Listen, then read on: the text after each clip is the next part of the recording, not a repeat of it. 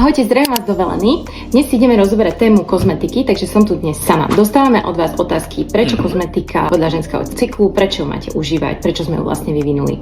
Čiže v prvom rade, prečo kozmetika podľa ženského cyklu? Tak ako hormóny ovplyvňujú 90% procesov v našom tele, či je to spánok, či sú to naše nálady, či je to metabolizmus, či je to energia, ktorú my ako ženy máme, takisto majú vplyv aj na stav pleti. To znamená, keď estrogen stúpa, pleť je krásna, vypätá, má prirodzený glow, keď estrogen klesá, práve naopak prejavujú sa rôzne problémy. Čiže vyvinuli sme kozmetiku, ktorá presne rešpektuje tieto fluktuácie estrogenu, ale pokiaľ si svoj cyklus nesledujete, alebo ste tehotné, alebo ste v menopauze, tak čo sa týka užívania, veľmi jednoduché.